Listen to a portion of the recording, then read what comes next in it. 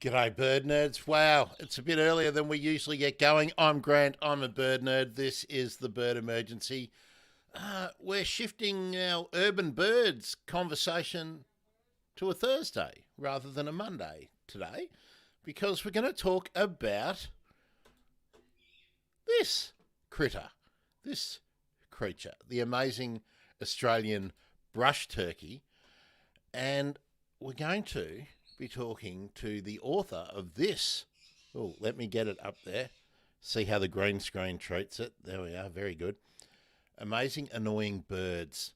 Um, an ode to the very familiar urban bird for people living sort of north of Sydney in the eastern coastal fringe of Australia. And it's my pleasure. Oh, by the way, that's what they leave behind in people's gardens, and we're going to talk all about that. Ann Goth, author, friend of the show, previous guest on the Bird Emergency. G'day, Ann. How are you? Good day. Thanks for having me. It's good to see you. Now, let's get to let's put the banner up too, and we'll just say that's the spelling that you need to remember today. You can just ignore the spelling that you see. That is the correct spelling of Ann's name, but we've been through that all once before, haven't we, Ann? So we won't even worry about that. Ann joined me, it's well over a year ago now, isn't it? It might even Yeah, be getting on to 2 years ago.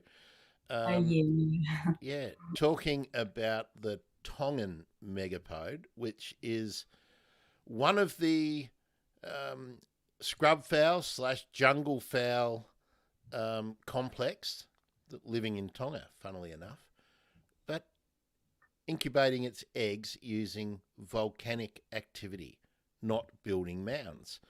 Um, Anne has shifted her attention to the the brush turkey. And what got you so into the brush turkey? Well, the story was this. I studied the Tongan megapode for almost 2 years on a very remote island called Niuafo'ou, which was a bit of a tough kind of field work on a remote volcano due to erupt, the only white people, not much food to eat, and high humidity. So when I then met Professor Darryl Jones, and he offered me to come to Australia and do a PhD with him on brush turkeys. That seemed like heaven to me.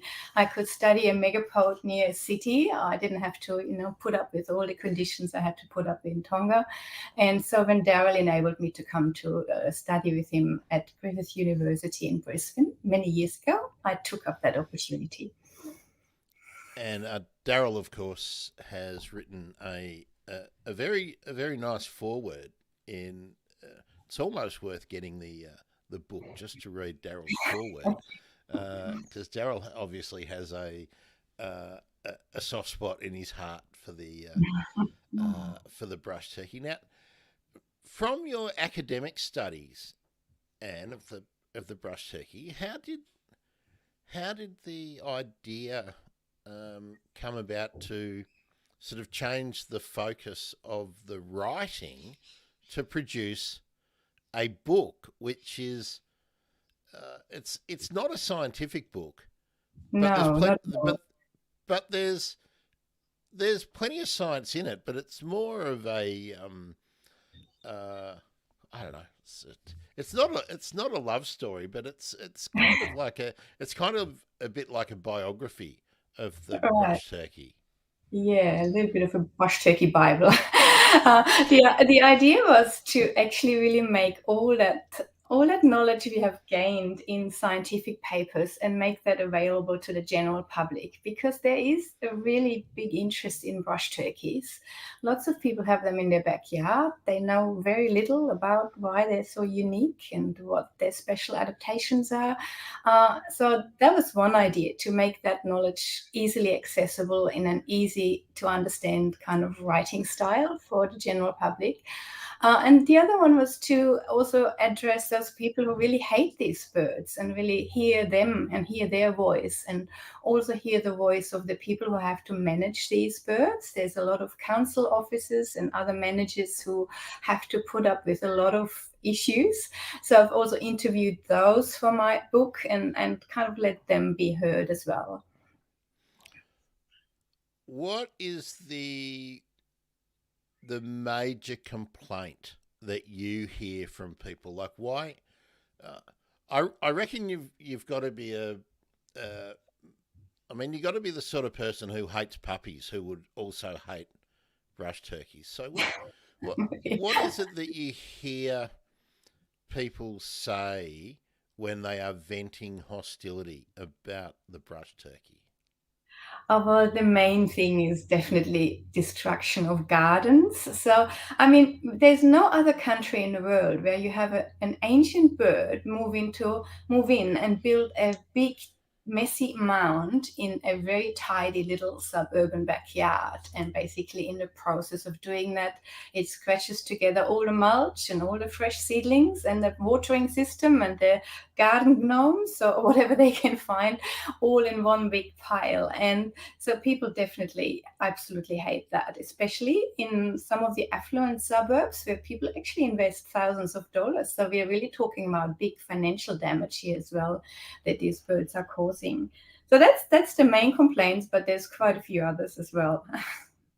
Well, what are some of the others? Because I can Yeah. understand people being annoyed with a bit of destruction happening if they Mm, are putting in a, you know, maybe what I might think a fairly poorly designed and extremely tidy and soulless installation from a wildlife point of view. But um, why? Well, actually, let's jump a little bit. Why do you think? Why would a garden designer who has a business based in Sydney or anywhere up the east coast or in Brisbane nowadays not be having a conversation with someone who is wanting to pay them $50,000, $100,000, $200,000 to implement a landscape in their mm, garden? And I'm mm. being and I'm taking the piss out of them. And I'm a horticulturist, and I've designed and maintained gardens, and so I know what the negatives are. But why do you think people haven't sort of embraced it and thought about brush turkey friendly gardens? Mm, mm. Um, I guess it's the attitude, especially, well, if you talk about Sydney, so the people, the bush turkeys coming back, let's say, into suburban areas of Sydney is a very recent occurrence.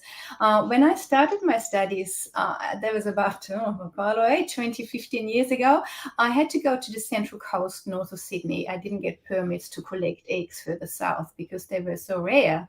So they've only just in the last 2 decades moved into these suburbs, and that shift of attitude just hasn't happened for many people. They still believe they can do whatever they want in nature and they dominate it, and there's nothing going to interfere with it. But brush turkeys definitely have a different ideas, and they love the gardens that people build that are quite natural. It's no more the good old English lawn. It's now natural gardens with mulch, with rainforest type plants. And that's exactly what the natural habitat of brush turkeys look like. So for them, all that moist material is perfect for building their mounds. And yeah, it has to be a very slow shift and in attitude. And that's one of the ideas behind my book, to get people to help with that shift.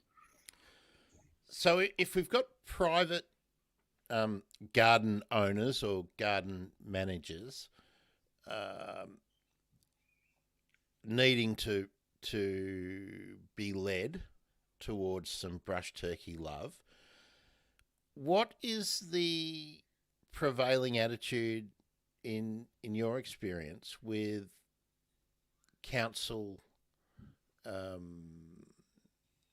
employees and managers? Like, Yeah. I'm guessing that I'm guessing like a number of different kinds of departments in councils Yes, would be fielding complaints. So, yes. in Yeah, I and was you, actually sorry. I'm just thinking you've had the face to face conversations with them without playing the role of the angry ratepayer. That's Um, right. what what are you hearing uh, council employees say to Yeah, you, and have policies adapted in maybe the last 5 or 10 years with the yeah. invasion of the brush turkey? Well, let's talk about the invasion later because we know it's Yeah, not an invasion. But so it's not just council; it's also national parks employees. It's other authorities such as the Sydney Park Olympic Authority. So I've interviewed people from all of these authorities, and I was really, really impressed with their attitude. So in general, I can summarize it: they really. But just stick to the fact that they're a native protective bird. You can't kill them, you can't relocate them without any permits unless there's really unusual circumstances. And so they usually go up and above to trying to help people as much as they can. Where they can, they're trying to shift the mound a little bit early in the breeding season so it doesn't go right across the path, or they're trying to build boundaries around it that doesn't stop the birds from breeding but helps people. So yeah, and there's a lot of educational work going on, just talking to people and listening to people. A lot of these council officers and national park officers told me they're often more like a psychologist for people. They're just really listening to their issues and talking to them because it for these people it's not just the destruction of their gardens, it's sometimes a complete upheaval of their lifestyle. They can't access their path to their house anymore when there's a big mound across. Little old ladies feel intimidated. The brush turkeys might peck at the tails of their dogs because that's what they do with goannas as well. And so all these little issues are definitely can be summed up as, yeah, I'm really hats off to all the managers who are doing a great job managing these issues. now I have to follow up on some of those issues Mm, that I'm sure they get recounted all the time. mm. How frequently um, would a brush turkey be actually denying someone, a homeowner, access to their front door? Not very often. I Definitely, mean, if you compare it to how often they build mounds. But of course, when it does happen, then it becomes an issue. I've had an instance where there was a retirement nursing home, and they would build across the path where people would have to go along with their wheelchairs. So obviously, that's not acceptable for these people, and no. so that's what causing issues. Yeah. and and let's be pretty clear about how an authority would react to that.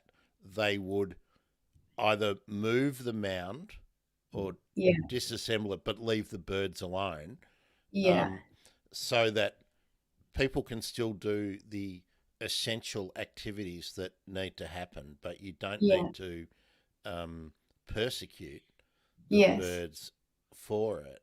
Mm. Um, so, what always happens in situations like this is the terrible situation uh, that has inconvenienced people will be repeated over and over and over again, and like a game of Chinese whispers, it will mean that they didn't block the path. It will mean that they totally covered in the emergency exits, and so that people might have Mm. been killed. The stories become Yeah. ridiculous. So over the years that you've been collating information, I mean, I just want to sort of drill down on how many times something that is really serious has occurred as a result of a brush turkey mound. Oh, not very often at all. It's more the media that definitely blows all of that up. I've done also in my book, I got a little chapter where I just went into Google, Mr. Google or internet and found every article I could possibly find in newspapers about brush turkeys. And I analyzed those, and it is so obvious that all that negative image that they have and how journalists just play that up. I think I found one article that actually highlights why they're very special birds, and maybe one or two that come to their protection when they've been poisoned by people, but otherwise they do become have a very bad reputation in the media. So in your old fashioned literature search that you Yeah, found looking at the articles, how many of these bad stories were actually genuine, and how many of them were sort of um, old wives' tales? You know, that just yeah, myths that have been repeated over and over and over again, and they've become yeah. the urban myth. Definitely the urban myth that's being repeated a lot about, the bad image that they have, and little stories that are being blown up to big extent. Yeah, I mean, Yeah. um, yeah, people will get very, very precious about their own space.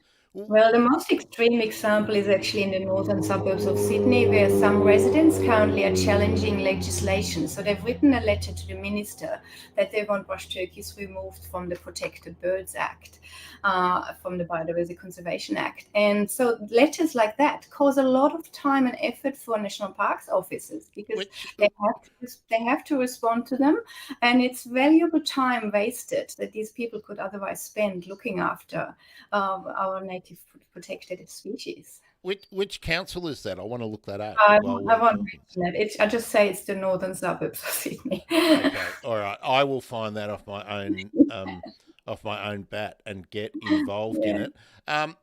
And uh, actually, hold on, Anne. I'm just going to take you out of the stream for a moment while I say something to the audience.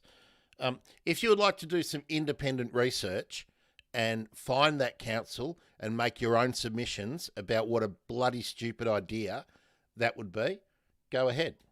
Okay, you don't have to be involved in any of the inflammatory things that I might Yeah. say, Anne.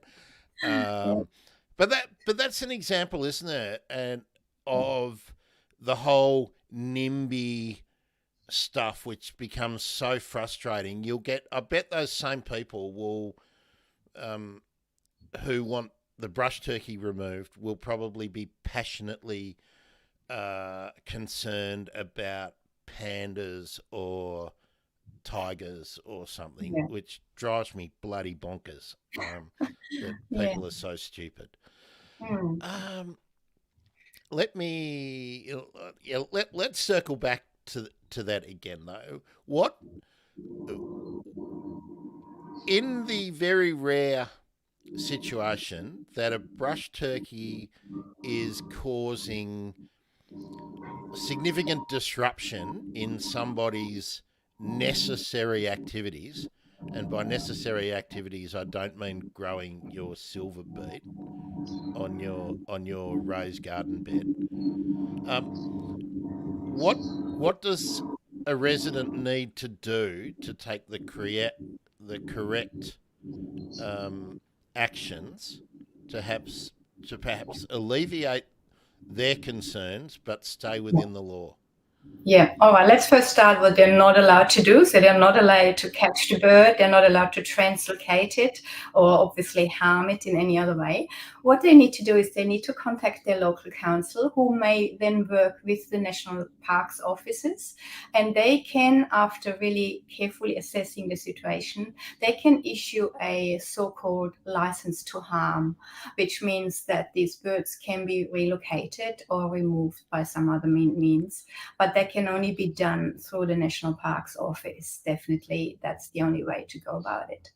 and and I'm assuming that you cannot um, disassemble a mound if it's already active. That's a good question. It's not as black and white So these birds, I have to get into their biology a little bit. So they start breeding, building these mounds for incubation in about July, depending on how much rainfall there is, and also a little bit depending how much south they are. So further north in Australia, they breed earlier. So in the first few weeks, while the males are building these mounds, there won't be any eggs in the mound. And during that time, you can still safely spread apart that material, and you will have to remove it because they will otherwise just scratch it together again. Yeah, you're showing now the whole distribution of bush turkeys on that map. So all the way from Cape York to south of Sydney, the Illawarra region, and occasionally even further south. So so early in the breeding season, when they've just started building the mound, you can disassemble it and remove the material. That's still legal because there's no eggs in there. But you need to be very diligent about observing the birds. As soon as the females have started laying their eggs in there, then obviously it becomes illegal to harm the eggs by removing the mound.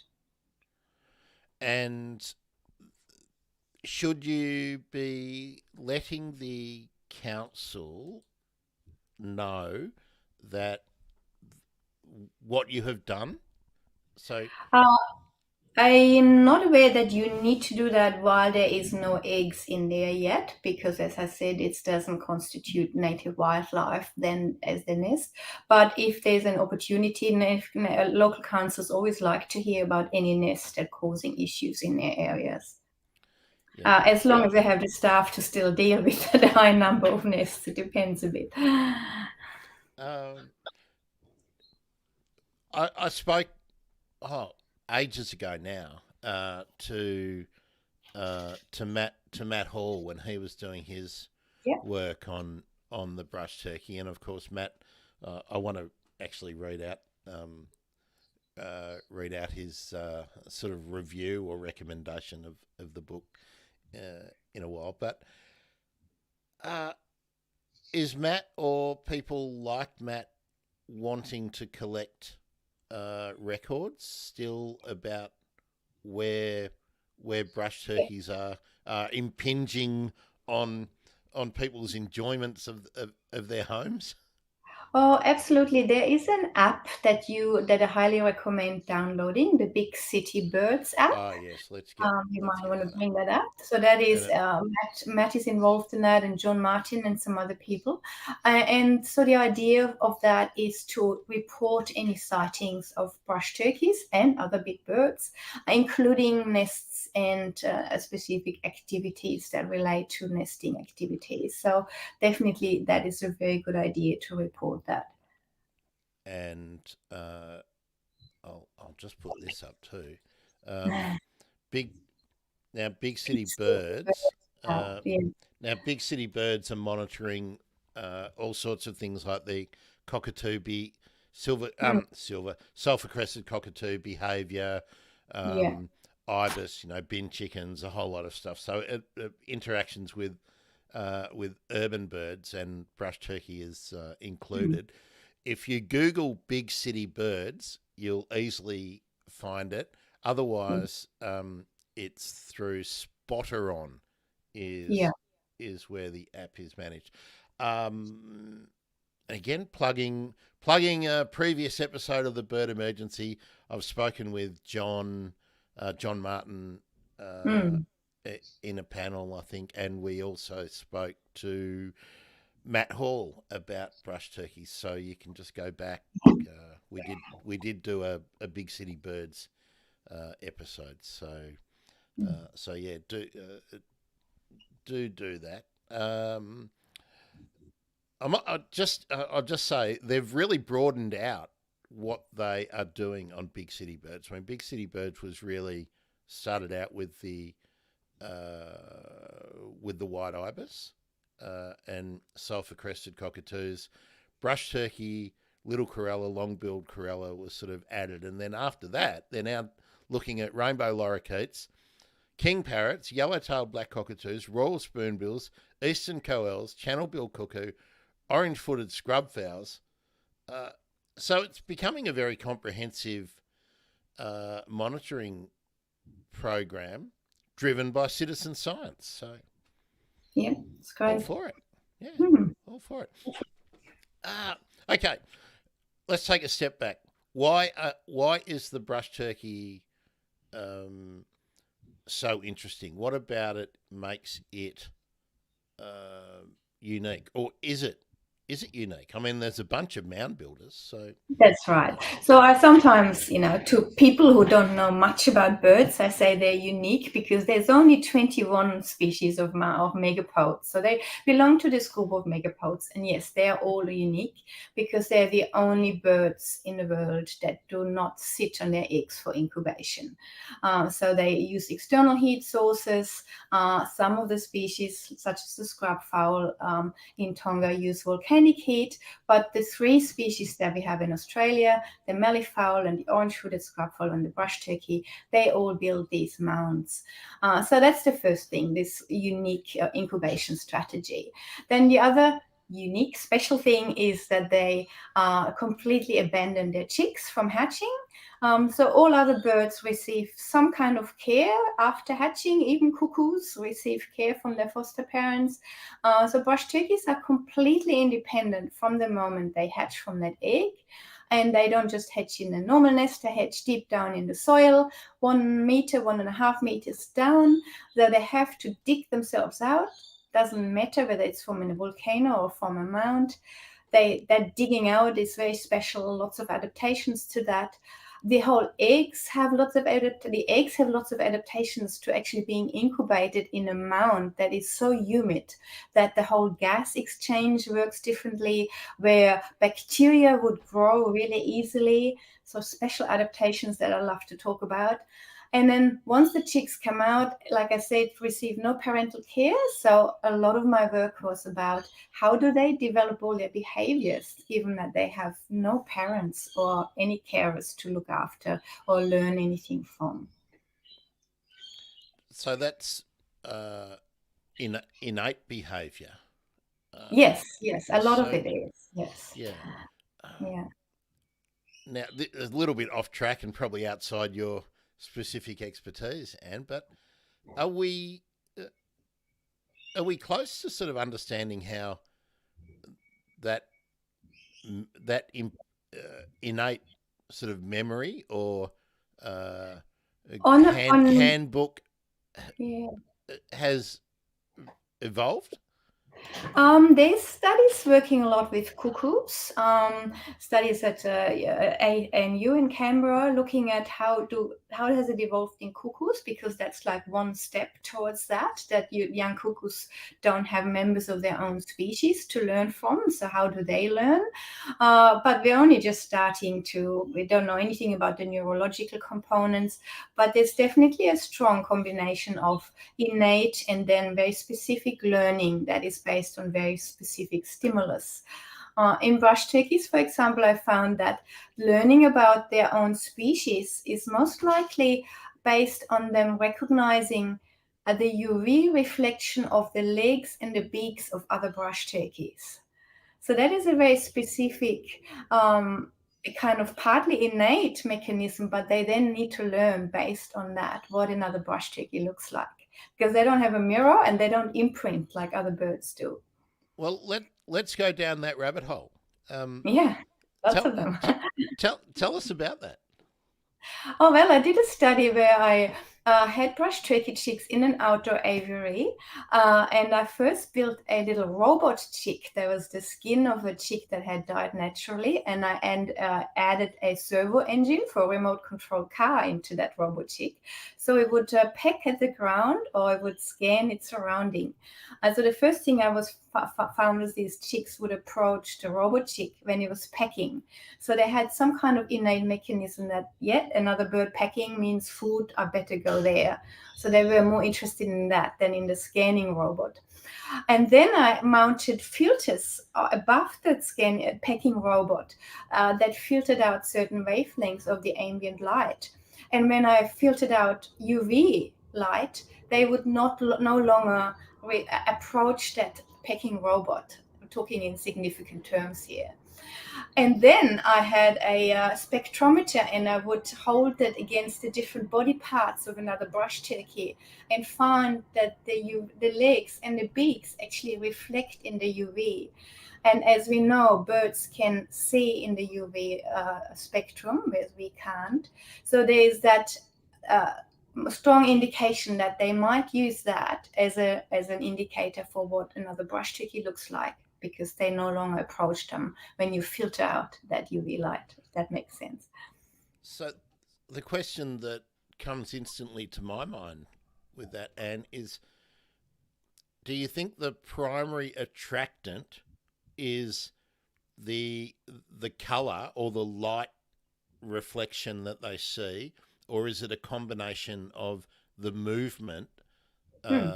with the pecking along with the color? Like, is the color um, more of the driver? Do you think?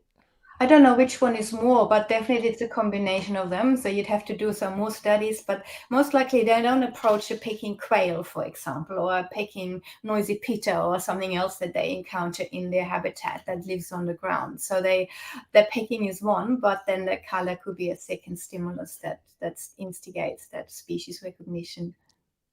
And if you uh, simulate a pecking motion with a long stick, so from behind a bush where they can't see you, do they are they attracted to the end of the stick Mhm. moving soil litter? Yeah, I haven't observed that, but we could quantify that by getting some more funds to do more studies. Yeah. Well, there we are. There's a PhD just waiting to be done. That's right. Uh, yeah. Oh, funding. Don't get me started on that. Oh, the budget. What a Mm. disaster. Um, okay. What what are the physical adaptations that a brush turkey has to allow them to conduct the lifestyle that it does, and particularly Mm. the the building and the maintenance and the monitoring of the Mm. nest mound? Can I start with the chicks first because they're Oh, my favorite? absolutely. You can start anywhere you want. It's Not I there don't know yet. if you know this, it's your book and you're the expert. So, Right. So the chicks are what fascinate me most. So when they hatch in these mounds, so what the first physical thing they have to do is to hatch from an egg that is buried in soil. So unlike other birds, they don't have an egg tooth on their beak. They actually burst the shell with their intertarsal joints, so with their legs. And then once they made a little hole with their legs, they trample free a little cavity in the soil into which they then emerge from the egg. That is quite a laborious process because can they hatch with all that soil compacted around them. Now, Uh, can I just clarify for people who might be casually listening yeah. and don't have their bird skeleton or a diagram of a bird skeleton on their up against their wall? The Mm. intertarsal joint, is that the bendy bit That's in the the middle bendy of the bit. leg? Yeah, Yeah, so yeah, the that's it's the right. elbow. Yeah, Yeah, that's basically. Yeah, right. Yeah. okay. That's right. And so, yeah, so they hatch into that little cavity and then they need to rest for a very long time because, bird lungs have lots of air sacs that need to be filled with air after hatching. They hatch in the soil. There's not much air, just a little bit of oxygen in all those cavities between the soil. So they need to fill those lungs with air. That takes a long time. So very laborious breathing. And they also hatch with fully developed wing feathers, which is very unusual for birds. Their primary feathers are fully developed, but they're enclosed in these keratin sheaths to protect them from the mud. So they need to lose those and preen them off. And they just need to gain strength in their muscles before they can dig themselves out. So that whole process takes on average about 40 hours for them to come out of the soil. And it doesn't matter how deep down they're buried because they need to have that resting after hatching. Once they decide to dig themselves out, it happens actually quite quickly. They have amazing strength to do that. They kind of lay on their back and scratch a bit of soil above them and then trample that down with their back so that they always have a little cavity to breathe in and work their way up to the surface. That's the first amazing bit. are they vocalizing at this point?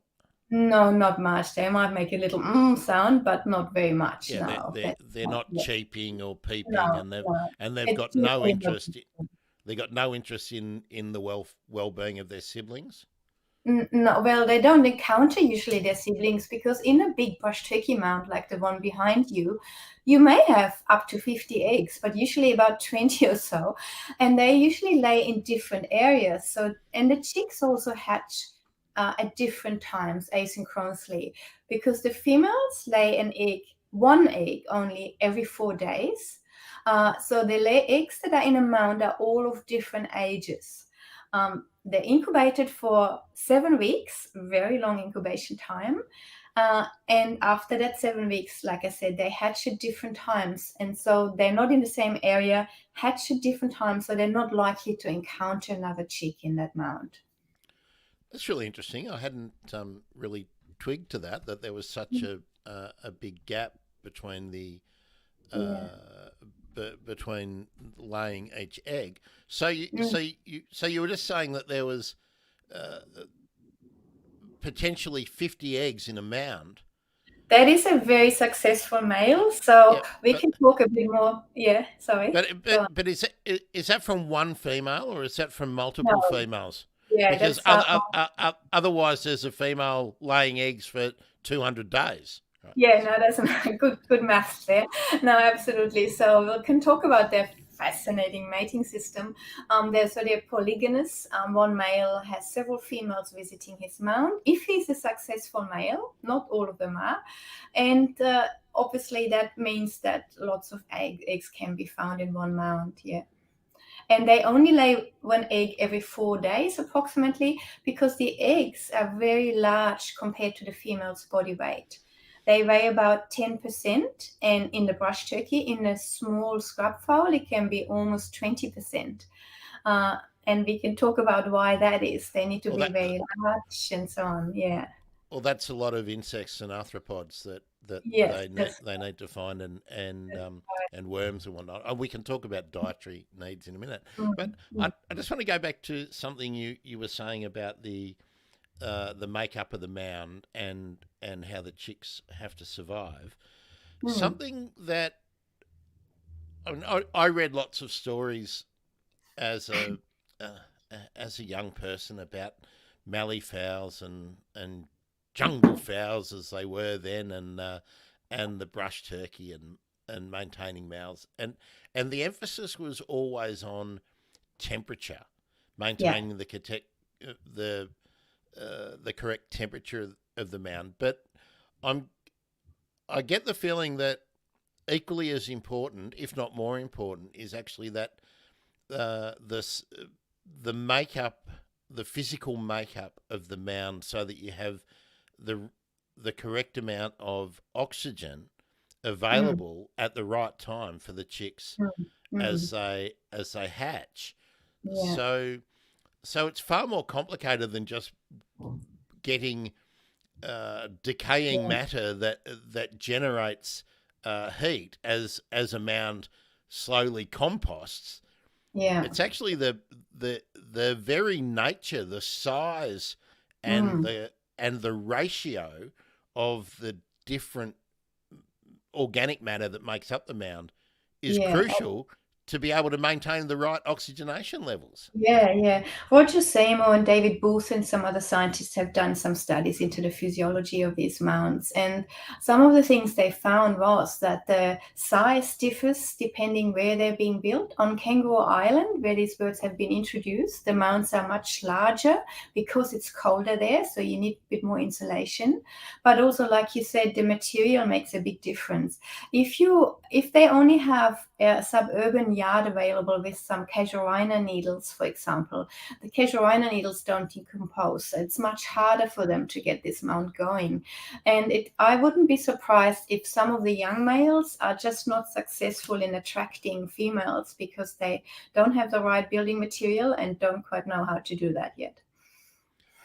What possessed somebody to introduce brush turkeys to Kangaroo Island. And Well, Stan, if you're in the live audience now, Stan on Kangaroo Island, please tell me if you have seen a brush turkey on Kangaroo well, I'd Island. like to know how they went after the bushfires as well. Yeah, yeah. I'd actually never even heard that. I mean, Mm, that's it mm, seems like a crazy introduction to make, but mm, hey, look at the blackbird. What could it, anyway. mm. Anyway, so what what are the what are the physical adaptations that a brush turkey has that enables it to do this monitoring of the Yeah. mound, the specialized monitoring of the mound? Yeah. So the most important tool they have is inside their beak, and it's most likely in the palate, is a temperature sensor. So the male and both the male and the female have that sensor. So every day the male opens up the mound a little bit and he puts his head far down, takes a bit of that soil material into his beak and measures the temperature. And so when he finds it is too cold, he would then immediately heap up some more material on top of the mound. And if it's too hot, he will open up the mound to let some heat escape. And he does that every morning. So it's like you said, it's not just a matter of scratching together material. It depends which material, but also on the behavior of the male to every day monitor the temperature of that mound and act accordingly. And then the females use that sensor to test the mound. Is it good enough for my eggs? Or do I want to go to someone else's mound that might be better? And the absolute joy of doing a live show. Stan from Kangaroo Island. I have seen one personally. We have free roaming domestic turkeys and peacocks, so it doesn't surprise me. We also had introduced kookaburras, but have not seen them either. So, Stan, I'm confused. You said you have not seen introduced kookaburras. You have said quite clearly, but I have not seen them either. But you have said I have seen one personally. Did you leave a word out, or are you being purposely obtuse so that I scratch my head in wonderment? Um, yeah, how how would how do you think brush turkeys would? I mean, it's such a sort of dry environment compared to the northeast and central east coasts of Australia. Why would why would anyone think that Kangaroo Island is a good place to put brush I turkeys? don't know Why? how much, yeah, how much seeking they did. I don't know, but the ability of them to survive there shows how resilient they are. And actually, in the 1800s, they introduced some to the London Zoo, and they managed to breed over in the UK as well in that climate. I don't know how they do it. Wow. Well, I guess anywhere where you can create a microclimate and be able to grow Mm. subtropical plants would probably uh, allow them to survive, as long as Yeah, they're but not freezing. they do have a limitation in their range south of Sydney. They stop there. So, I mean, they are maybe slowly moving a bit further south, but I would say that there will be areas that are just too cold for them, or maybe the breeding season is too short for them, where they can actually build enough, produce enough eggs too. I'm I'm surprised. Sorry, and just I'll just bring this up again too. I didn't look at this in detail before before we came on, but I'll just um, zoom in on the distribution map. Mhm. I'm actually surprised that they've been recorded down as far south as Yeah. equivalent to Canberra. Uh, Yeah. can we get any information on that I square? think No. some of these are historic records. I don't believe there's any in the ACT that are more recent. We looked through all of the historic records, and there were quite a few.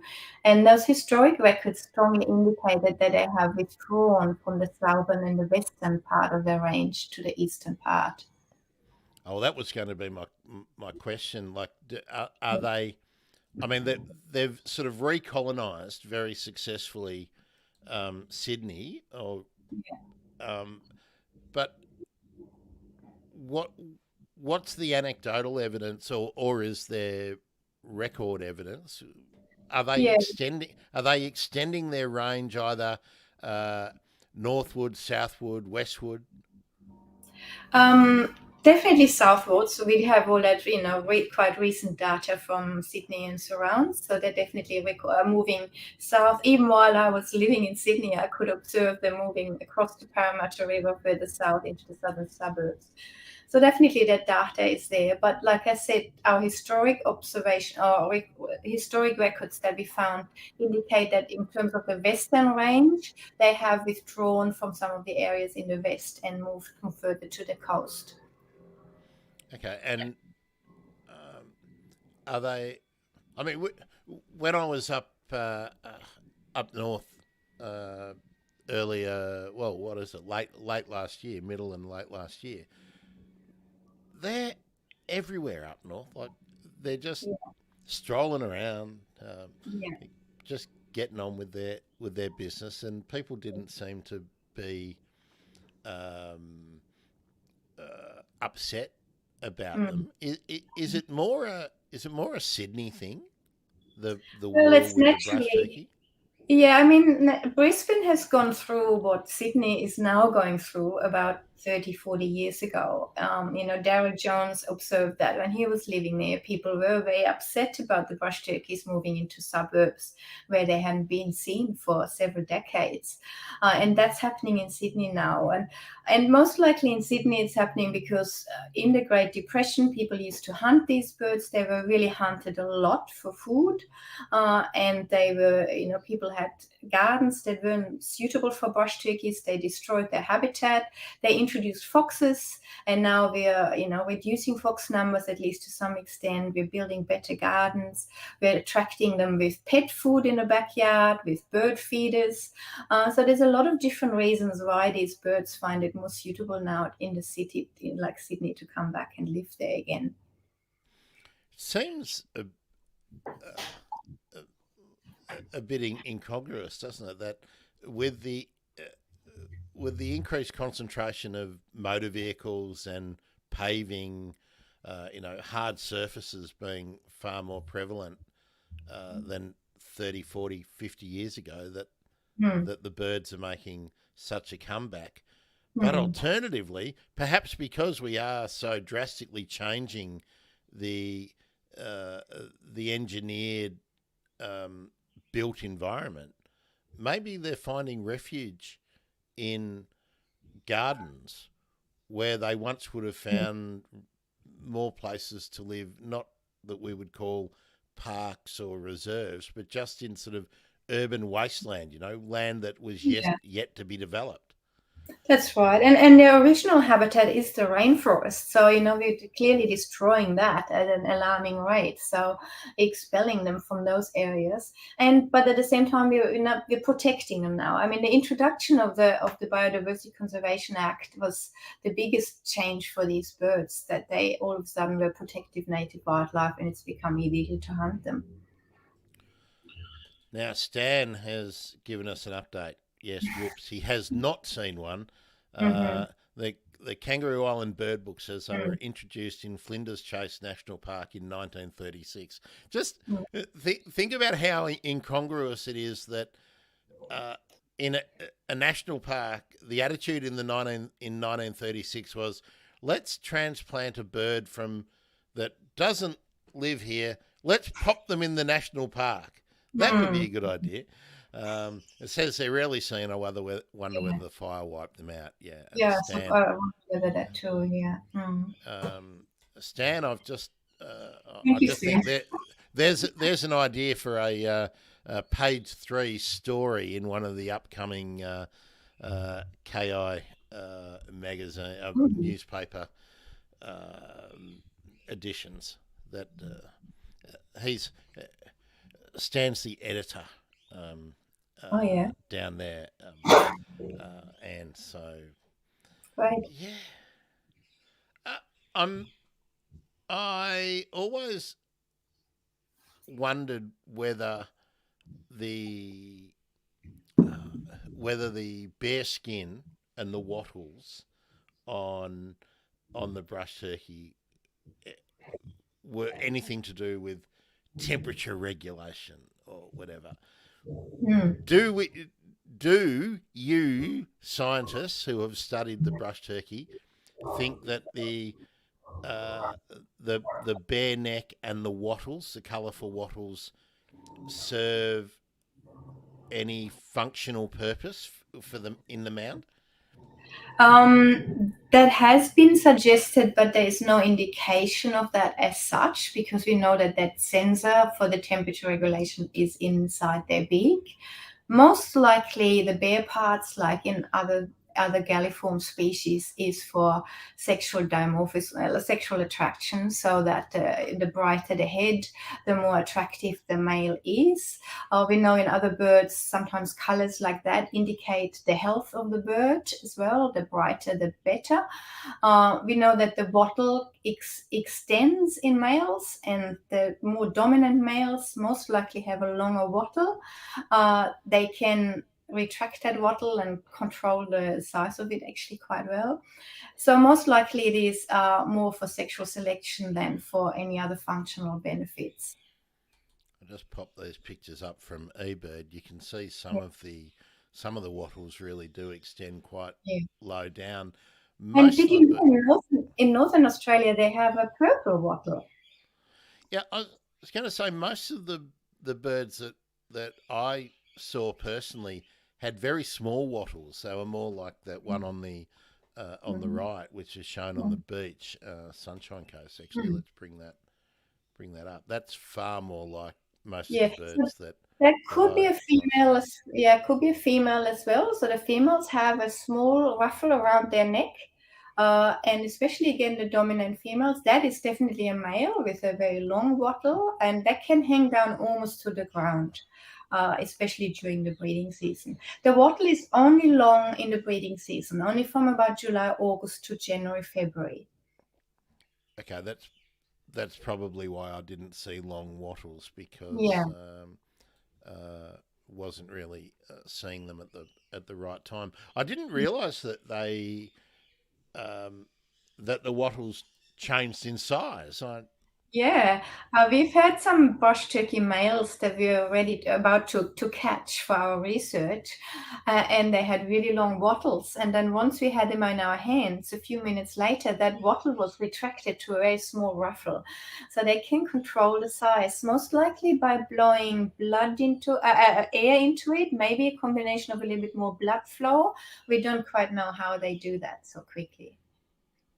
uh, again, might be out of left field, and but the intensity of the coloration Mhm. of the skin that make up the wattle and the neck is is that influenced? Do we know by what they're eating? No, we That don't know that in brush turkeys. We know in other birds, in fairy wrens, for example, we know that the diet affects how good a male looks, and that male will then have more sexual, more results, and with the girls, basically. We don't. Nobody has studied that in brush turkeys, but what we do need to maybe quickly highlight the mating system of these birds. Is that okay if I go into that a bit? Yes, hold that thought just for a minute. I Yeah, just want all to let just follow up on right. Stan's been doing his research. Yeah. Okay. Koalas and platypus were introduced in the 1920s onto Mm. Kangaroo Island. Koala numbers grew to 50,000 before the fires, and the platypus survived the fires and Oh, have now good. apparently spread to another creek. Now, is that a good thing? Obviously, the koalas in Kangaroo Island may well serve to be a really important insurance population Mm. as we knock them off all over the mainland. Mm. But yeah, I thought that was interesting. Okay, Anne, let's get back to turkeys. So what did you want to talk about with? Or the mating system. Yeah, yeah. That's kind of so. That's something I always tell people who have a mound in their backyard. That's fascinating to watch, and people do actually find that. So the male builds the mound. Usually he builds one, but if he's really successful, he will build two mounds. And I'll tell you more about that in a minute. So he stands on top of the mound every morning, and he waits for the girls to visit him.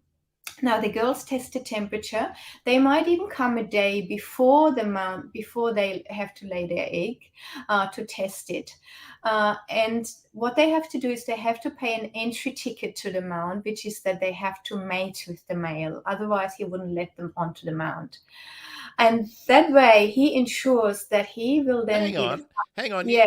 You've got to put out before you even go on the date, is it? Well, that's right, yeah. But how does it all work? I mean, he can't mate with them while they have a fully developed egg in there because that would break. So it must happen sometime before then when they come and inspect the mount. We don't quite know how it works, but he somehow makes sure that he is the father of the next egg that they lay in 4 days or so, because the egg that they laid out today in his mounts might be from another male.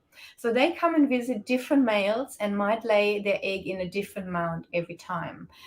Sometimes it's always the same one. All So right, the males are, two yeah, questions. I just have to stop there. yeah, Is the male physiology the thing? I'm being delicate here. The thing yeah. that enables the male to know whether there's an egg being developed, like No, we don't. I don't think so. But okay, again, we don't know. okay. Yeah, yeah. I didn't want to be too descriptive. No, no. Yeah, yeah. But so basically, they're polyandrous because one female would mate with several males, and they're polygynous because one male has several females visiting. And then the females also compete with each other for the access to the best mounts. So there's quite a bit of action happening on the mounts in the morning. And the male is actually really aggressive towards the females who come to lay their eggs. And we think the main reason for that is he wants to make sure that they really mean business, so they don't just scratch around in his mound and open it all up. And Well, second, nobody likes a tire kicker. no, So, that's right. And then the other one is that they actually do it quickly, lay the egg quickly, so that another female can come and do the same, and he gets as many eggs as possible.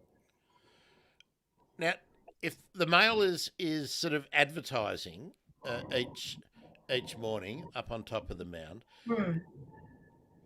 how do the females become aware that the mound exists? Like once they know it's there, they've Yeah, probably yeah. got a circuit that they do, depending on their egg laying cycle. But how are they initially attracted to a new mound? Is there? Yeah.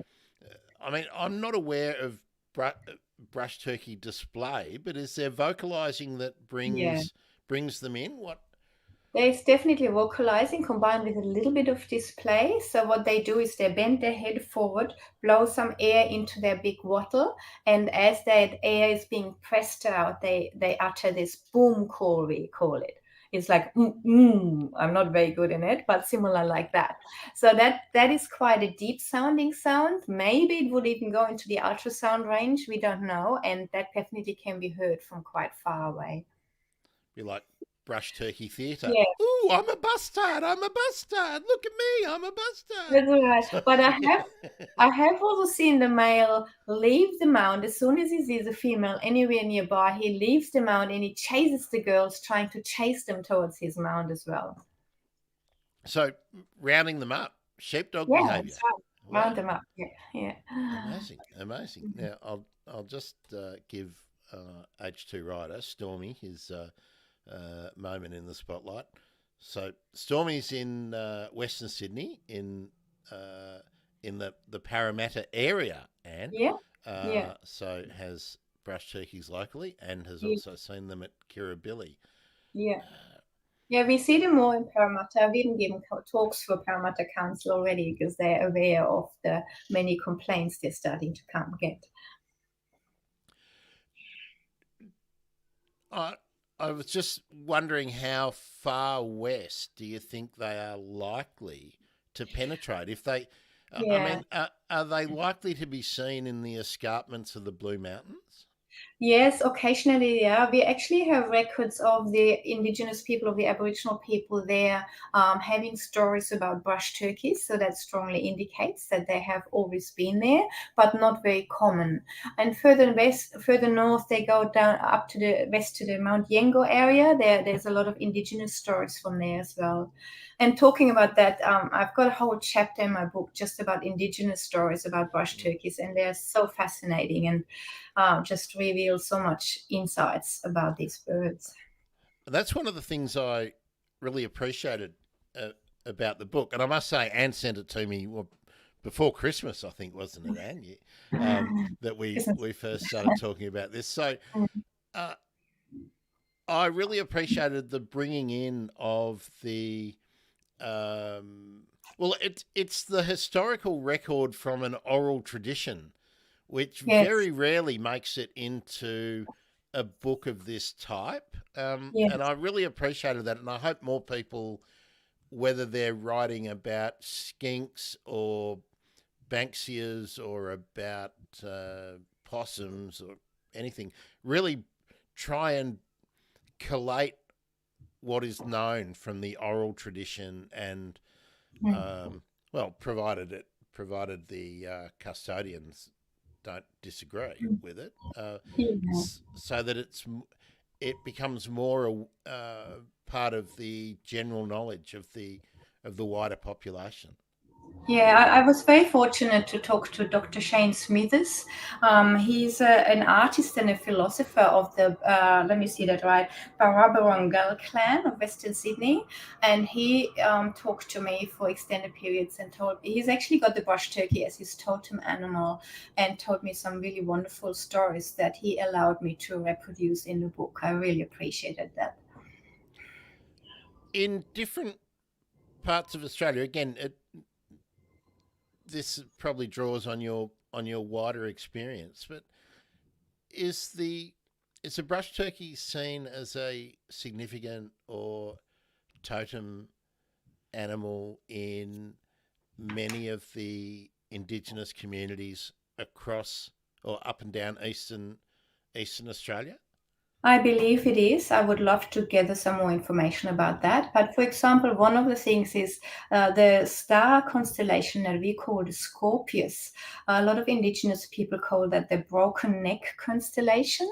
So they see a brush turkey in that. And actually, its appearance on the sky is very important for them for their timing of some of their traditional gatherings and Yeah. ceremonies as well. Yeah. I really hope over time that more and more of these um, stories and sort of historical lineages with his, astronomical studies from the European tradition are more widely known. I think Yeah.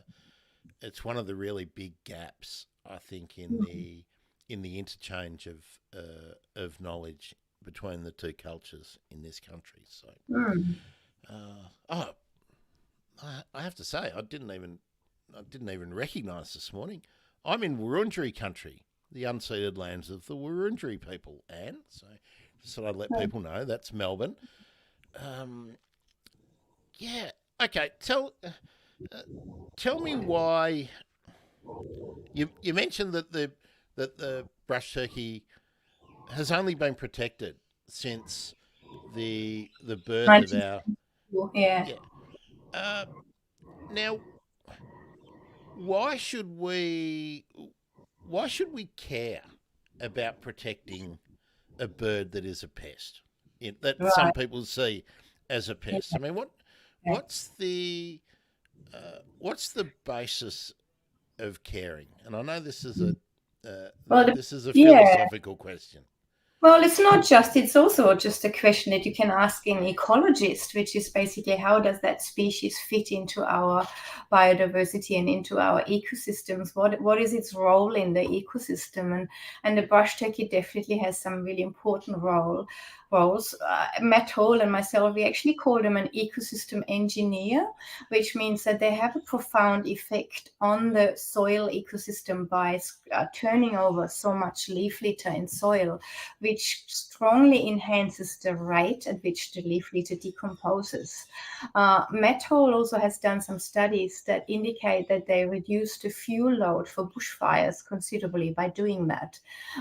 He's mainly done that near the mounds, but we know from studies on lyrebirds down in Victoria that they do exactly that. They reduce the fuel loads, and they have a very similar foraging habit to brush turkeys. So most likely that's one of the important ecological roles.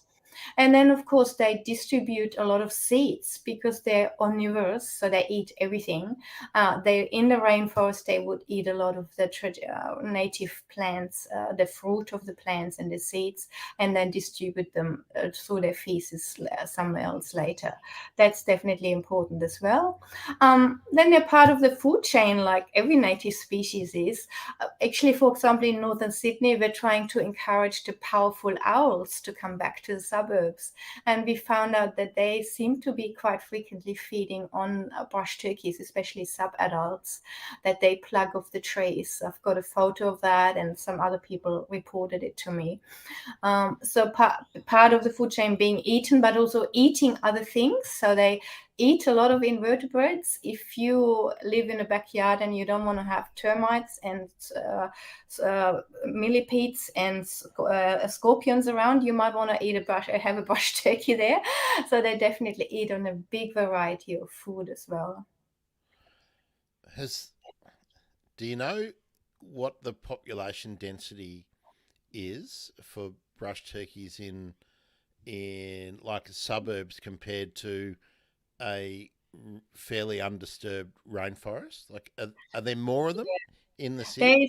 There is more of them in some areas, and that's causing some of the big issues for councils, partly because of the artificial food sources that people sometimes involuntarily provide. So like people love to feed their pets outside, so the pets don't make a mess inside on the back porch. Brush turkeys quickly pick that up. They can fly up to bird feeders. They love to dig through compost heaps. They go where people have chickens and feed the chicken food. And of course, in Taronga Zoo at Sydney, they just go wild because they have so much food there. So they're very good and adept in exploring new food sources and exploiting those. And so they can occur in higher than, would say, natural numbers. And that's then causing the issues also. For example, they go up a tree at night to roost, and they do that in groups. So if people have their driveway or their house underneath those trees, and you have 50 brush turkeys, very big birds, defecating up there at night, that's causing quite a bit of issue with the mess underneath as well. Yeah, that's something that surprised me. I saw three of them early in the morning Hmm. together in a tree, and I thought, oh, Yeah, okay. I didn't know that they were communal roosters at all. So, that might be a predator avoidance strategy, definitely. Yeah. yeah. So, what will they eat? Pretty much anything. Like they'll eat fruit. Yeah. They'll eat They discarded. eat food, they eat they eat meat from the barbecue. They really have, not many things I have not seen them eating. So people leave. I mean, this is the kind of thing people need to think about when they have finished a picnic and or they're eating their Yeah. lunch and they leave their half-eaten takeaway food meal left behind. This Hmm. is what all these omnivorous scavengers will eat, and Hmm. yeah, I was a little bit surprised to hear you say that their Yeah. population density in city areas might be greater Yeah. uh, than in the bush in the Yeah. wild. That's right. And then on the one hand, so for some people that is wonderful. They love having that native wildlife in their backyard. I've talked to people who say they got this brush turkey walk into their house, and they only feed it blueberries, and they gave it a name and they love it. So people build really personal relationship with these birds. But then there's others who obviously really struggle with them being there. And the other thing I want to mention is also our kids.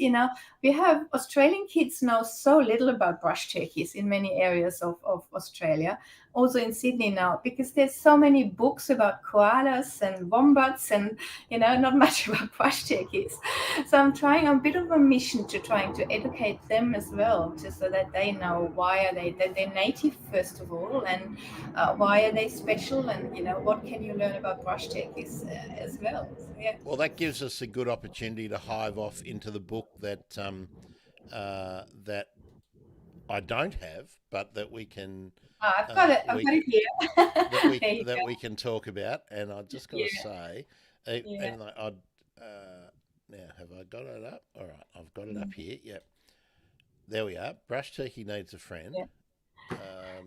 and this is a kid's book.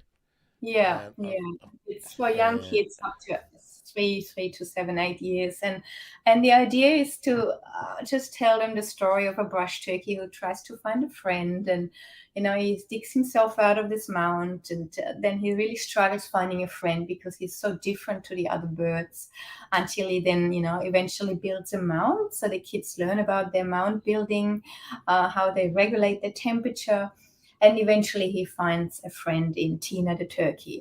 So there's the story of the brush turkey, but there's also a bit of a story about friendships, and that it can take a while to find a friend, and you have to be patient with that. And that it's okay to be different as well. and I'm just going through so people can Oh, see thank you. the illustrations and Thank you. uh, yeah, there's something that I don't think people really think about, that the chicks roost in trees, so they're They do, yeah. From the first day, they're outside. They know they need to go up there. and you have a illustration here with the cat. Now it's Yeah, very, again, we just have to always say, keep your cat restrained, keep yeah. it. Um, Yeah, I radio tracked the chicks to find out about their survival rate, and in some areas, 90% were killed, and predominantly by cats. That's definitely one of the biggest predators for them. I also found when I studied their response to predators that they don't know how to properly respond to cats. They would run away when a snake comes. They would, also run away when a dingo, like a dog in my study, came, but for a cat, they would just duck down and wait, and they would wait too long, and the cat could easily catch them. now the radio tracking that you've done on the chicks, have you got that? Is that in a paper? Have you done a Yeah, paper on that? yeah, I do. Yeah, I do. Many That one. years ago. I thought it must have been a new one. I was going to say it. No, It's I must say I'm not studying brush turkeys anymore. I couldn't make a living of that, so I now work as a science teacher, and all of those studies are actually quite a few years ago. yeah. I was thinking, oh, is there one that I didn't read? Because Yeah, it's one of the earlier ones. how excited would you be if you were conducting research now with the new equipment that is available, like the different methods that you can do tracking and the different things that Yeah, affordable methods of tagging yeah. can measure. That would be That would exciting, make a wouldn't it? big difference. Yeah, I made those many years ago. I think it was in 1999. I had to find a way to attach the transmitter to the chicks that would not harm them in any way. And I ended up gluing it on with eyelash glue for women, because that is not harmful to the skin, and it would fall off after 2 or 3 weeks, which gave me enough time to study their survival during that time. Now we've got a first hand record here from H2 writer Stormy. In one local park, I've seen the brush turkey and the powerful owl. Yeah, they do cook. Yeah. So, Stormy, have you seen a brush turkey within the talons of a powerful owl? That's uh, My God, uh, yes, something that's being seen more and more often. Um, and what came first? The idea for the adult book or the kids book? Like, was your desire to communicate an awareness of the birds to kids, the first thing that you thought about, or was it about um, getting into the minds of sort of more bird nerds like myself? No, the story is that it was the kids' first book first, actually, into a long again 14 years ago, when I had my son, which was quite a shock of a system after studying precocial chicks for so many years. Having a non-precocial baby was a bit hard, and so I needed some distraction. And I actually created most of the book at that time, but I didn't publish it. And now that I did the adults book, I thought they would make a good duet, the two of them. Now, I just want to go back to this for a minute, to the kids' book. Now, Daryl's written a little blurb, a recommendation on the back, and this is aimed at kids 3 to 8 years old, so early primary school, or most of primary school, I guess. This is a charming and beguiling picture book that deftly describes some truly strange features of these remarkable Australian birds found in bush and backyards. Now, I've got to say, because I don't have this book, so I didn't pay attention to the front. Who did you illustrate? You did all the illustrations. So there we go. Yeah, I did, yes. That was my other distraction when I had my baby son. How long did it take to put Yeah, all a while. the But, you know, illustrations together? you need a bit of distraction when you have a baby son, so it took a while. No doubt, no doubt.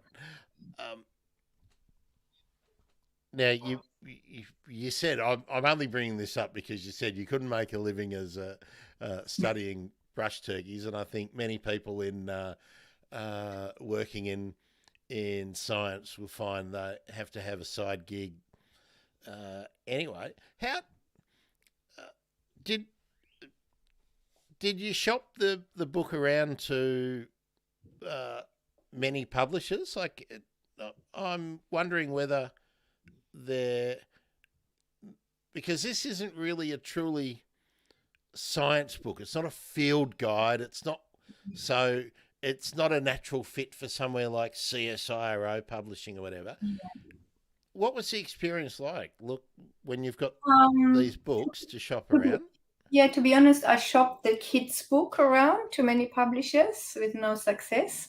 And in the meantime, I learned all about self-publishing. And then with the adults book, I just decided that's what I'm going to do. I'm not even going to bother because I knew it is so hard to find publishers these days, especially with a book, like you said, that's kind of a mixture between science and general public. And just trying to fit so many different aspects in. I just couldn't be bothered, to be honest, because it takes months and months to trying to go down that avenue of trying to find publishers, and I did it pretty quickly when I decided to do it. Now, I just had to make sure I made sure I had a professional editor to edit the book, and I had a professional graphic designer for the cover, but the rest, and some software that I could use to do it myself. But yeah, I'm quite happy with the product. It's a long time since I've been involved in producing a book, but in a former life, I trained as a book editor, so I know how to mark up the galley pages and everything. Yeah. Do they still send you hard galleys on shiny paper? No, mine didn't. It was all electronic. Oh, we used to roll out the galleys. Oh, amazing. Well, let's do the commercial bit now. And where should people buy the book? Actually, before you tell me that, I'm going to let people know.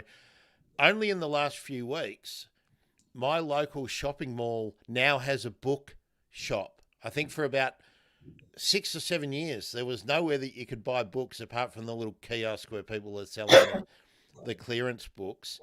And I noted that Daryl's latest book, Daryl Jones's book, is in stock, and so was Where Song Began. I was impressed with that. But I did go up to the lady and I said, "Oh, you don't have the annoying birds brush turkey book. You don't have that one. It's pretty new. Oh, you don't have it. I wanted to. Oh, I really wanted to get that. So hopefully the lady rushed off to find out about the annoying brush Thank you. turkey book. And Yeah, so any help with advertising is appreciated.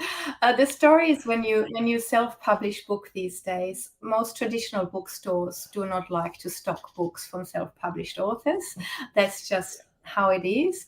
So you find other avenues. It is mainly online, so all the major sellers online sell the books, and I also sell them myself through my website, which is listed down there. So I sell them through eBay as signed copies. That works quite well. If people are a member of eBay, they can purchase a signed copy there.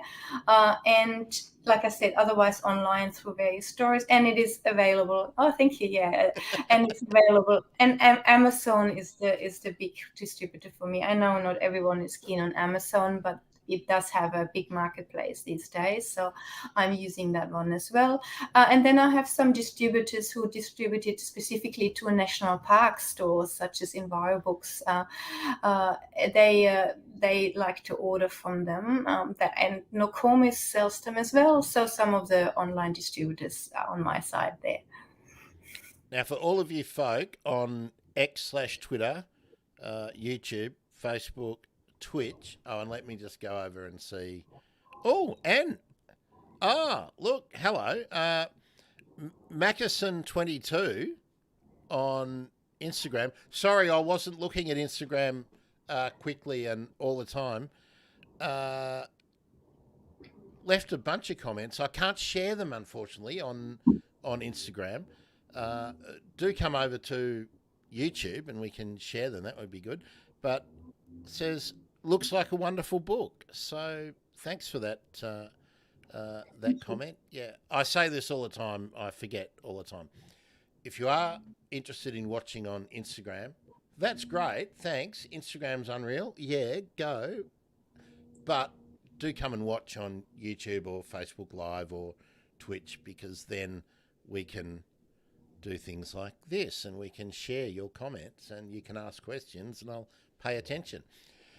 And I'm assuming you would like people to go to angothauthor.com Yeah, and buy the book from you so you don't have to make Jeff Bezos richer. well, they can buy it on the website, but it lists all the places, including the link to my eBay and all the various links where they can choose to buy it from. Thank you. Yeah. But let's be honest, you probably get an extra $1 or $2. Yeah, not very much, but you know. That's right. Better than giving it to Jeff Bezos so he can go to Saturn or something. So yeah, so there we go. We'll do that. Now I just want to bring up the reviews. Let me come over. Where's the bit that I wanted to read? I did want to read what here we are. What a few people will probably know these names, so let me just zoom in so I can read them properly on the screen. And let's make sure that I've got this screen shared. Here we go. So this is reviews of the amazing annoying birds, and we've been talking about Matt Hall, who is now Dr. Matt Hall.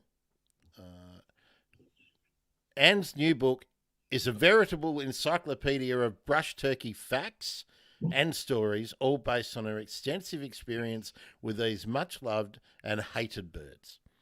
Interviews with professionals dealing with brush turkeys and lovely hand-drawn illustrations are a bonus. It is a must-read for anyone interested in this truly unique and fascinating species, whether to learn more about them or just figure out how to get them out of the garden. So I did just want to share that because I thought that expresses exactly the dichotomy that and the contradiction. Yeah, so I purposely put a section in there, a whole chapter on how to live with them and how to get rid of them in your garden, or at least trying to expel them if you want to. Well, without giving away all the secrets, if you're running a nursing home and the birds are making life difficult for your residents with their push walkers or their motorized scooters, how how do you get rid of a brush turkey in an acceptable way, Anne? Well, one of the things is to be diligent to really check when they're building their mound early in the breeding season, if the mound is the brush is the issue. So, and then trying to remove that material completely. That is the only way to help with mounds. Once they've established their mounds there, you can do nothing apart from contacting Council National Park if it becomes a real issue.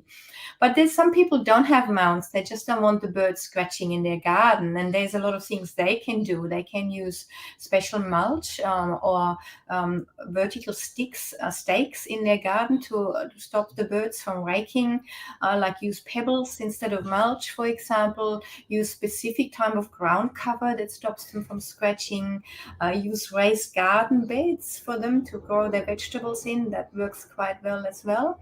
And to not attract them to the backyard without knowing by providing food and compost heaps and bird seeds and so on. These are just some of the measures. And it's just given me an idea. Uh, you should join me on the habitat gardening stream All on right. Yeah, that we do on a Saturday morning, yeah, sure. aimed at habitat gardeners, I talked talking to a lot about yeah, I yeah. talked to a lot of Let garden clubs well, and so on. Yeah. let's Yeah. set that up at another time. But let's get you on to talk specifically about the kinds of ground covers and strategies that you can employ in your garden Hmm. to discourage the brush turkey. So Hmm.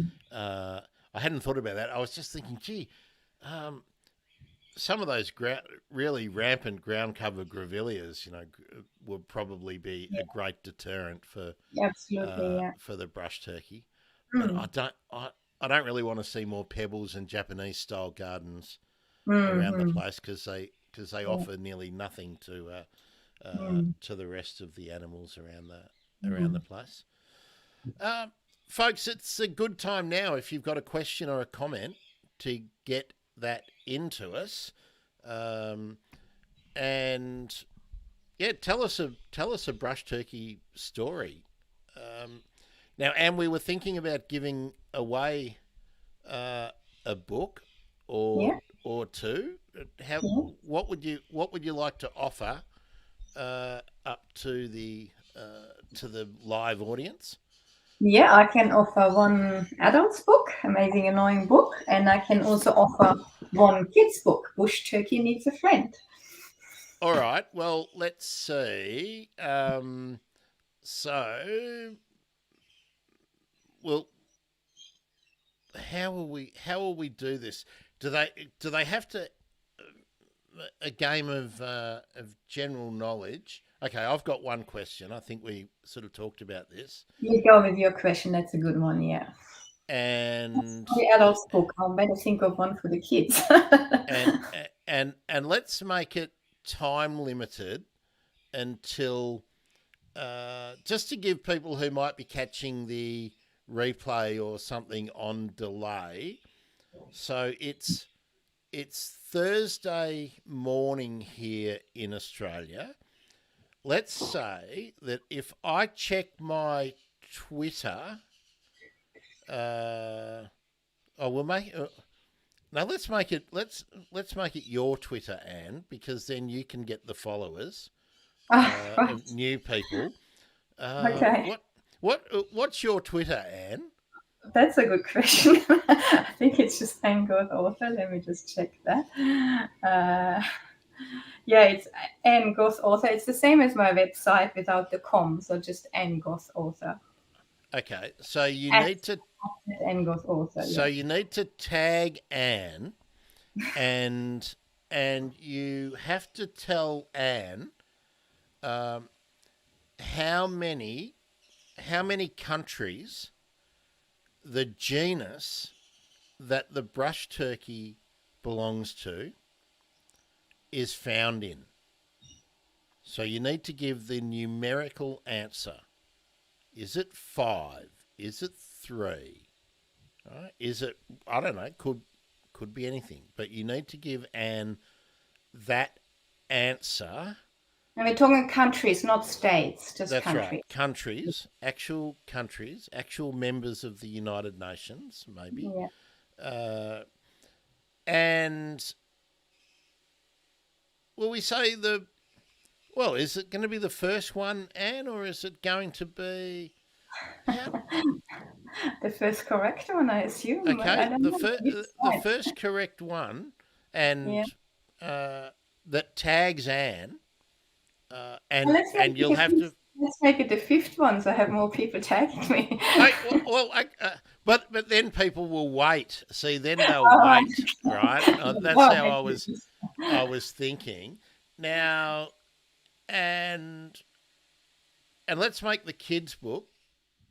The kids' book is for just people watching live now, okay?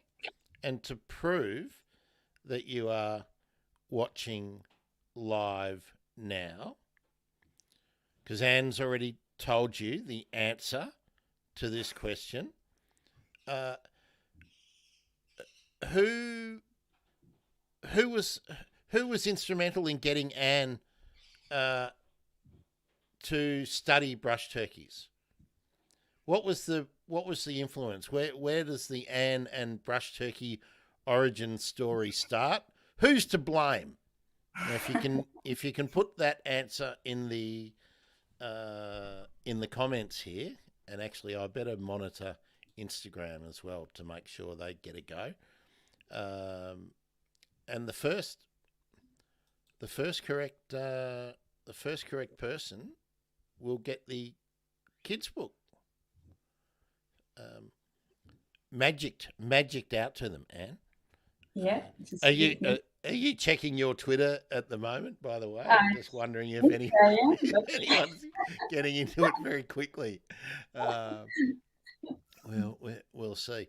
I really thought that Stan or Stormy will have won this book by now. There's plenty of people. What is going on with you lot on Twitter? That reminds me. Twitter people can tag me or Anne to give that answer, the live answer.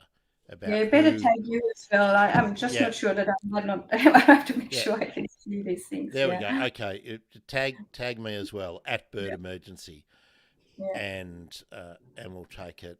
We'll take it from there. I just realised that people on Twitter, and LinkedIn probably can't post the comment that they might want to post. That was silly of me to forget that. It's always hard to do these things. I'm just looking to see if I've been tagged.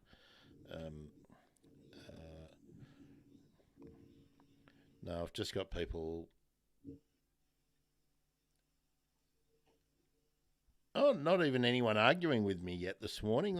That's always a good day on Twitter when nobody's insulting you first thing in the morning. That's good. I'm not seeing anyone who's coming in. Maybe they weren't listening right at the start. Maybe you need to repeat the question. I don't see anyone either. No, well, and maybe we can almost repeat the answer. We'll give it away. Here we go. Stan is saying, the books look great and well done. Sorry, I've only been listening as I'm also working at the same time and doing phone interviews as well. Stan's probably hot on the line to somebody at National Park Management wondering what's going on with the brush turkeys, probably doing those interviews. Stan, this one's especially for you, since Stan is saying, I missed the first part of the interview. Okay. All right. I'll just go over to my bookshelf and I'll give Stan a visual hint. All right.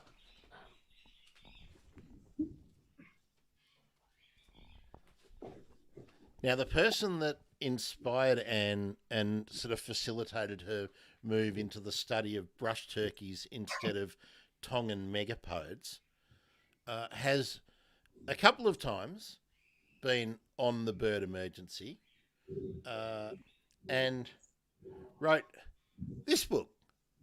This is the latest book of that individual. Professor, a doctor, interested in wildlife bridges, wildlife corridors, and crows, corvids. That's probably the biggest giveaways I could possibly give you. That would prove that you are a regular or sometime listener to the show. Now I'm looking. I've got no one yet. Oh, I do have more horrifying stories on Twitter, though. By the way. All right. Well, Anne, we're just going to have to see whether Stan or Stormy or any of the other, all these Twitterers. So many people on Twitter again. Should I put? I'll put this up even closer. There we are. So I don't think there's any way that if you were watching live that you couldn't know who we're talking about, and that would score you a freebie for the kids' book. And then, even if you don't have a kid yet, you could use it as a present for somebody, couldn't you, Anne? Yeah, absolutely. All right, we'll let that one sit. We're going to wait and see who tags us, and we'll see. Hopefully, Anne. Hopefully, we get flooded with people wanting a free book. Yeah. So my tweet is, same name, just Ann Goth author. Yeah. So the first question for the adult book is, how many countries is the genus that the brush turkey, the Australian brush turkey, belongs to? How many countries is it existing in, distributed in? Where will you find Alectura birds? How many countries on the globe will you find that? And the second question is, who's the inspiration for Anne? Inspiration's the wrong word. Influence, really. The facilitator of getting Anne to Griffith Uni to study the brush turkey. Who was that individual? Moved to Australia, really, yeah. Yeah, that's right. To get here. Mm. So that is the second question for the kids' book. And I guess, look, if someone said, "Oh, I don't have kids, I'm never going to," we might be able to do a swapperoonie. I'm sure Anne could be very. Oh, here we go. We've got a live one, not on the Twitter. Stormy, yes, Stormy, that is the answer. There we go. Stormy's going to get the adult book. Okay. Congratulations, Stormy. Okay, it's all over. Stormy, what you need to do is DM myself or Anne on the Twitter. Unless you're not using Twitter anymore. And Stan's saying, yeah, congrats, Stormy, with the contact details for where you would like the book sent to. So Stormy's a regular on the in the Riot Squad. Oh, Anne, we haven't had this discussion. Why would I call the regular live audience and commenters the Riot Squad? The Riot Squad. What's the collective noun for kookaburras? Not sure. It's a riot. So there we are. That's where the Riot Squad. Now, Stormy has just said in the comments, I might pop this up, but he's not a Twitter user, so he is going to email me, okay, with these details, and I'll forward those to you, Anne. Okay, congratulations, Stormy, on becoming the soon-to-be proud owner of Amazing Annoying Birds, and we still have a kids book to to give away. And as you can see, we're extremely strict about the way we run our giveaways. Yeah. That's right. There's the kids' book. Yes, and Stormy just giving you a hint that it was the Kookaburra for the Riot Squad. So there we are. So it's a harder question probably uh, for the kids' book. Although I think it's an easy one because I think we gave it away in the first couple of minutes of the conversation. And well done, Stormy. Tell me, Stormy T, how much Googling or looking up things did you have to do to determine that Alectura is a genus that is found only in Australia? Let us know that while we wait. And what's next on your have you got more books? Have you got more books in you? No, not really. This one just had to be written, I guess, after studying these birds for so many years. I think next now is actually using this book to go and talk to people more when I have opportunities. So giving talks to local clubs and garden clubs and national parks and councils and just spreading the word about, that brush turkeys are here to stay and then we need to learn to live with them and ideally learn to admire them for their tenacity and ability to survive in the city. Now, Stormy demonstrating that he far superior with his own knowledge than me, because I actually thought that all the brush turkeys, because I knew there were birds commonly known as brush turkeys in New Guinea and some of the islands off New Guinea. And I thought they were the same genus, and they're Taligala, yeah. Yeah, and they're not. But and they're not the same genus as the scrub fowls. And so, very interesting. So yeah, how different, Anne, is it speaking to garden clubs about brush turkeys than speaking to, say, other community groups or people who are more generally conservation or ecology minded? I guess their audience is different and their motives are different, but I don't change my presentations much. I always start with why they're fascinating, and then I go into what can you do to get rid of them. So I'm hoping by that time I have convinced some people that they might like to endure them or might like to, observe them a bit more. And that recipe seems to work quite well. I often have people coming up to me and saying, well, I didn't know they're so special and I have new admiration for them. So if only one person for each of my presentations says that afterwards, then I'm happy. Yeah, and I think that's the important thing, isn't it? Going back to something you said about how you're surprised, and I certainly am, that there is very little discussion in sort of the mainstream about brush turkeys, except to hate on them, because they are such an iconic bird. And if you go to other parts of the world, and people would be amazed to have. Well, you should see our tourists, when they come here, bird watching tourists, they can't believe that there are these birds in the city that build these mounds. And I found at Sydney Airport, they're selling these toy brush turkeys. Look at that. I mean, which local would buy anything like that? No one. But I would. Tourists, I was going to say, where? That's in.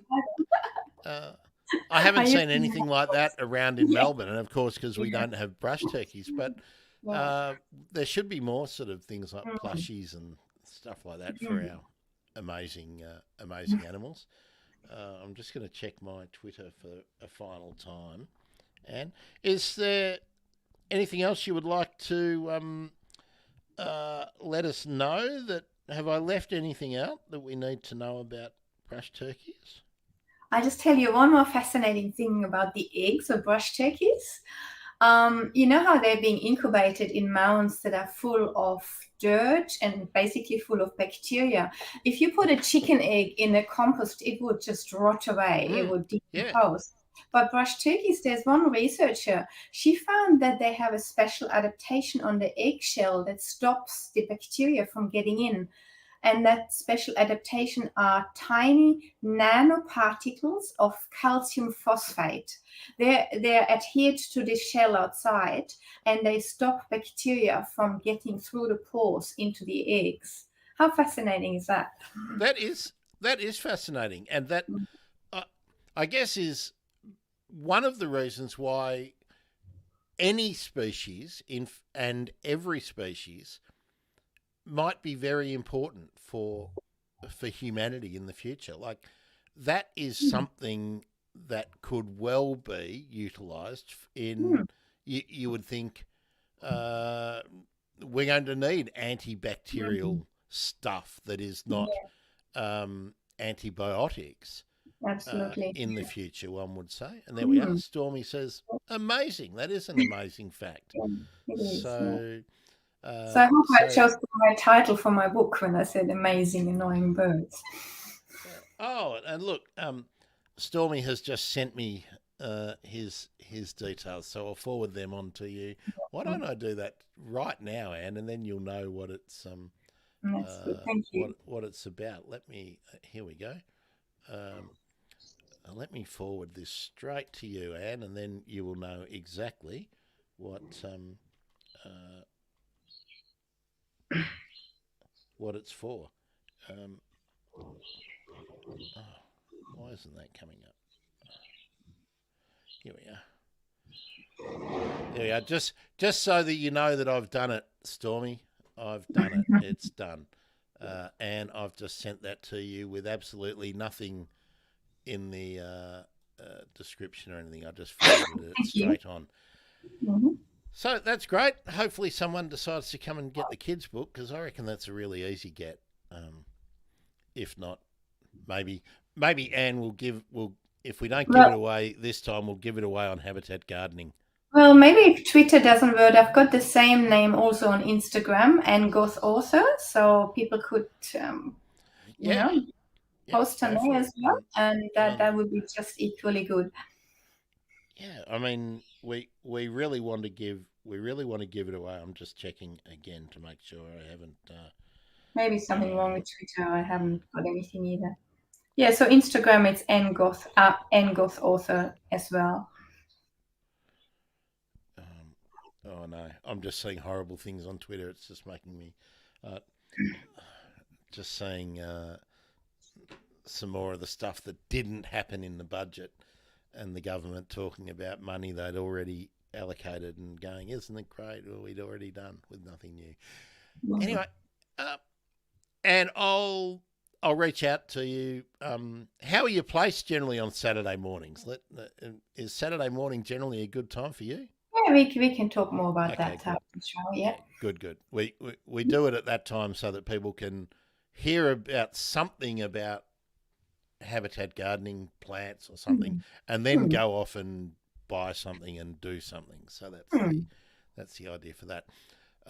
So, well, I don't really need to tell anyone now about it, because the habitat gardeners probably aren't watching now. They're probably waiting for Saturday morning. So there we go.